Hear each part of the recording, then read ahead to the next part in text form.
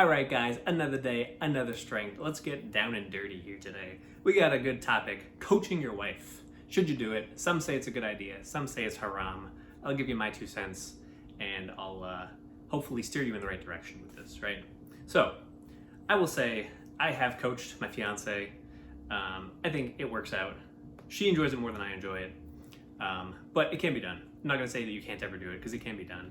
But there are 3 main factors that play into this, right? So, number 1 is this coach-lifter relationship actually consensual? Or do you just want her to start training and you're like, oh yeah, I'll coach you, I'll show you how to do it because I've been doing it. Does she actually want to lift? Does she actually want to train? Or are you just nagging her and pushing her into doing it? If that's the case, then she's probably not going to like it and not going to want to do it and going to go into it with a negative mindset and it's just going to fall apart, right? So make sure that she actually wants to do it. Give her a reason to want to do it, right? So be a positive role model, essentially. You can start, just basically do the program. She'll notice the changes in your demeanor and your physique and your strength and all that. And maybe she'll want to do it. And if not, then she doesn't want to do it. And that's fine, right? So don't push her into it.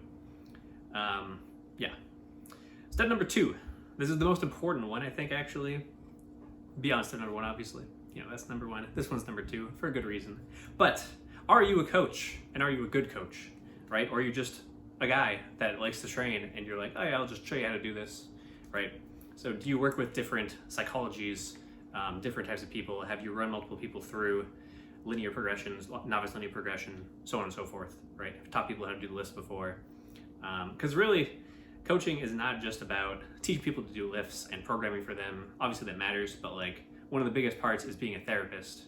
You got to kind of get to the core of their psychology, kind of make them trust you, obviously, make them feel like they're safe, they're in good hands.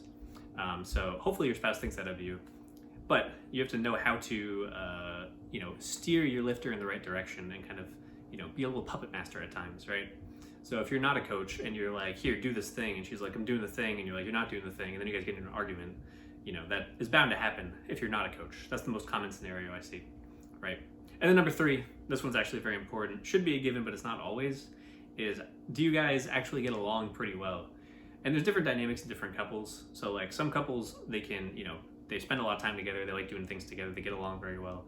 And other couples, it works, but they just fight a lot, or they not necessarily fighting, but they just bicker a lot, right?